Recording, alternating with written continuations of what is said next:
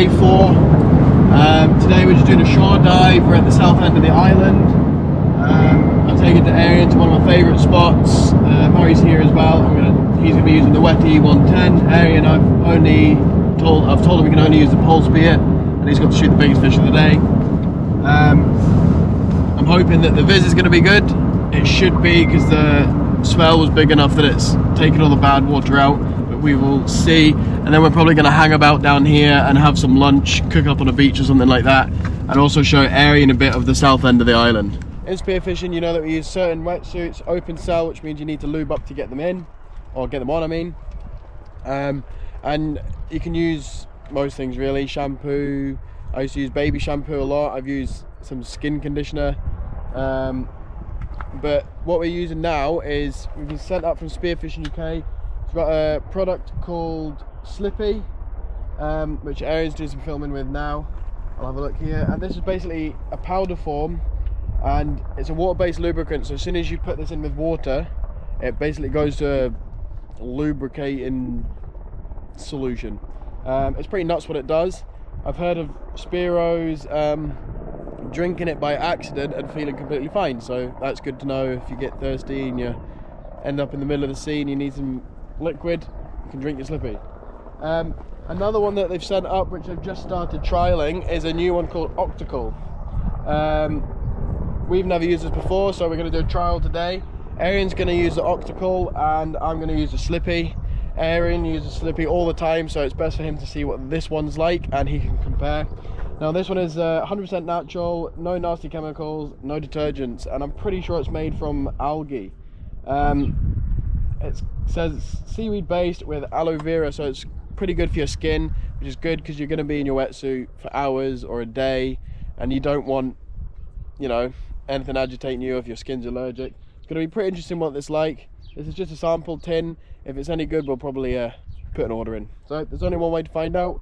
We've got some hot water in both of these bottles and we're going to mix it up.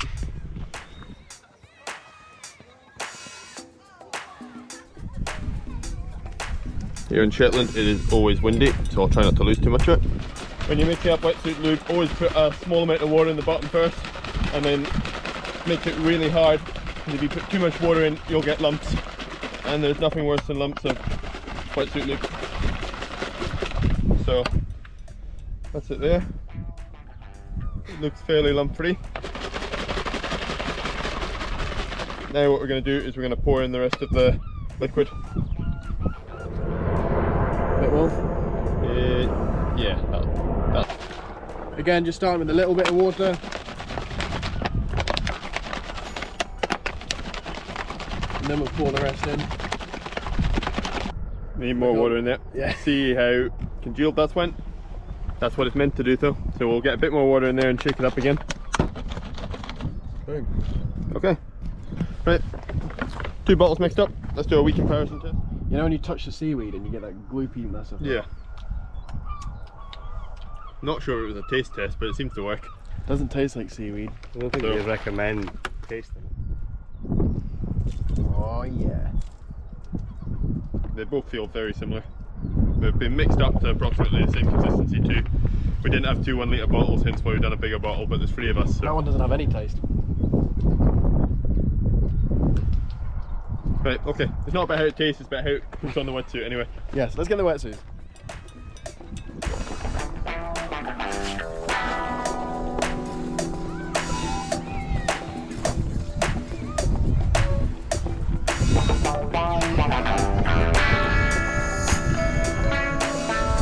Roll up as much as possible and just go for it. It's a lot easier without long hair. Oh, that's mine. You roll it up like I did, that means you've got a latch, tail to pull down instead of it rolling up the other way and then it gets stuck. Like what I normally do. What you normally do. Yeah. And the good thing about this lube is if you need to tuck your gloves in or your socks in, it just moves easy, whereas if you're trying to pull your wetsuit back up, trying to tuck your socks in, you can easily just tear your wetsuit. So I must admit I do like Slippy, and you don't end up stinking when you come out your wetsuit. It's not like shampoo, you just sit in your own filth almost for hours. You still kind of feel quite clean and good when you come back out the wetsuit. So Murray's just used Octacle for his bottom halves. Saying very, very slippy. You know that it's built for this compared to using shampoo and conditioner and stuff like that. And now he's going to use Slippy for the top half. And he's rocking the new Cressy suit from Spearfishing UK, which I think he's very impressed with as well. Yeah, very comfy. A nice 7mm because we're diving in these waters all the time, and I think the height of our water temperatures get around maybe 13 max. Yeah. I don't think it'll get any more, and then in the winter we're diving at like 6 degrees, so 7mm keep us nice and warm. We'll eventually do a review, I think, maybe on this wetsuit because Murray's pretty impressed with it, and we're going to put it through its paces. So yeah, you can just feel rubbing this stuff in, just how slippy it is. But and it doesn't just run out; it stays in there. yeah, it's like gloopy kind of way. Yeah, it's not just like missing out. Oh, oops. and then roll that. Yeah, that's it. Shit. Yeah, it's good, isn't it? Yeah, really good. Ooh.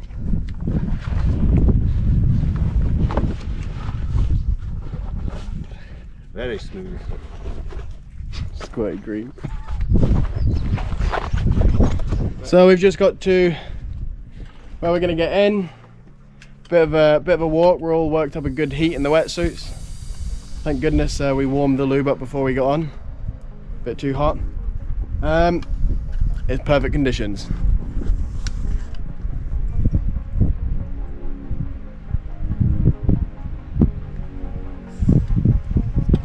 So let's get kitted up, get in and see if there's any fish about.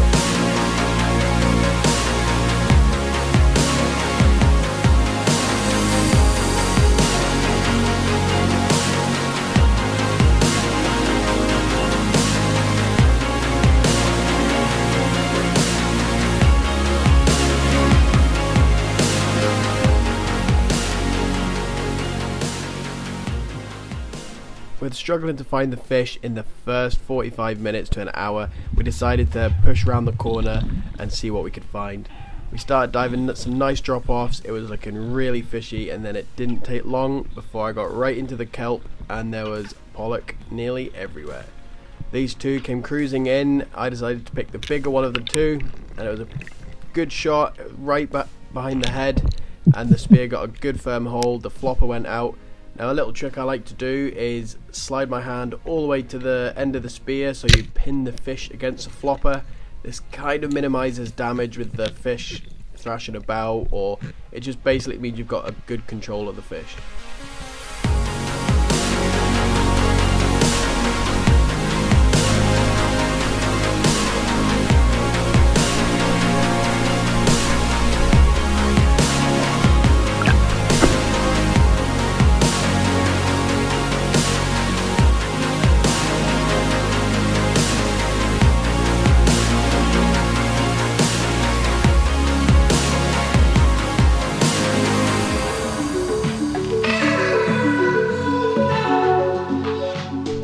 It wasn't long before Aaron's perseverance started to pay off.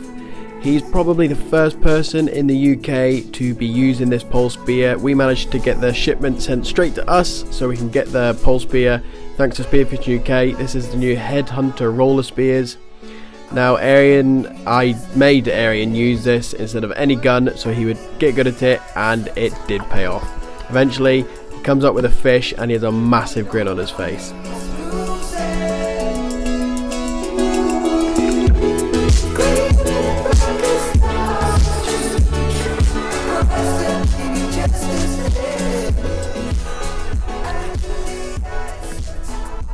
So we've just managed to swim back in. I'm quickly going to gut this fish. I might even take some of the scales off in case we don't skin it. And then we're going to go and have some food somewhere. And it's nice weather, so that makes it even better. One thing I will say is, when I was shooting this fish, Murray had my float line, so I was quite far away and I couldn't put the fish straight on the float line. So with the knife putting the fish completely to sleep with the knife in the head anyway, had an anchor on the fish and I was able to carry on diving with my knife all the way in the fish. And because I've put bungee around the top, this is a Salvamar knife and it's already got a little grasp bit of rubber for your hand to keep, so the knife doesn't fall out your hand. I've just put an extra bit, which means you can still use your hands and everything with and drop the knife, and it was super handy, especially for when I didn't have my float right next to me. I just had my fish like this in the water, and that's completely out the water, and the knife is still in the head. So I actually done a few more dives just with the fish around my wrist, so that was super good. So maybe a little tip or something like that for some people to try. I found it super helpful. And taking the scales off just like this, if you're leaving the skin on, obviously means if you take the scales off you can cook it with the skin on, but also it doesn't take long, and it means you're not going to get any pollock slime and scales all about your kitchen when you are trying to fill it and stuff like that. And if you're doing what me and Arian are doing at the minute, and we're air drying the meat in the fridge, so leaving it for a few days and it's just staying in the fridge. What are you laughing at? Nothing. Where did you learn that from? Arian, I said that. Carry on. Carry on. So just leaving the fillets in the fridge without washing them with fresh water or anything like that, because the bacteria from the fresh water. Who taught you that, Josh? Arian taught me all this. Like the bacteria from the fresh water can build up in the flesh, and if you just leave your fish in a bag, it's, you know, it's not doing the meat much justice. But if you look after it, and I must admit, if you've left it in the fridge for a couple days, just air drying on a rack, it comes out beautifully. It's solid, and when you cook it, it's nice and flaky as well instead of mushy. But yeah, taking the scales off like this means that when you're chopping them up at home, you've not got that minging slime all over the flesh, when all you want to do is just wipe it dry. You don't want to wash it under the tap, you just want to wipe it dry. Yes, Arian also told me this as well. He's laughing at me up on the rocks. So I'm just doing this basically to stop the mess in the kitchen.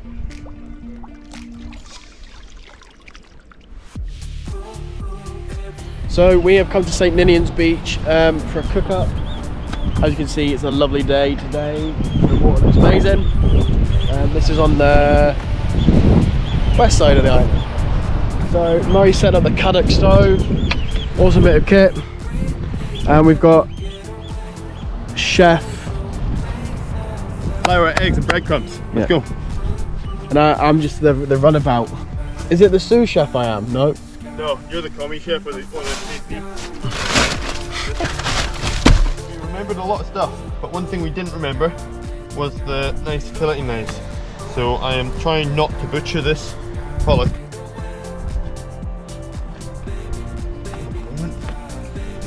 Yes, we did try it with the scissors, but that was even worse.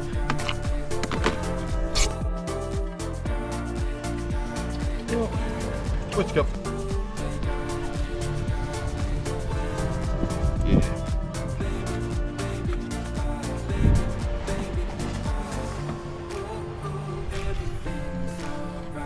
It's quite funny doing this one.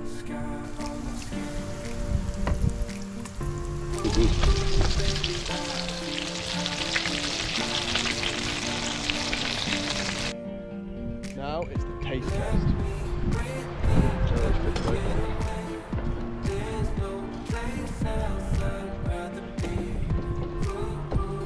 That was amazing.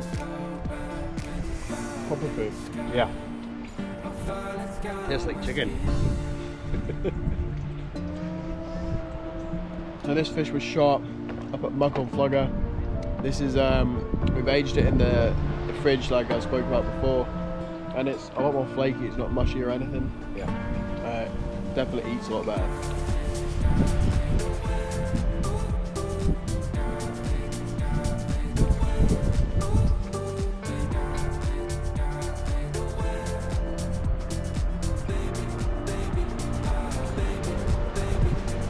If you enjoyed this little cook up, join me on the last episode of this trip. We decided to go do some camping, cooking, have a few beers, and what an end to the trip it is.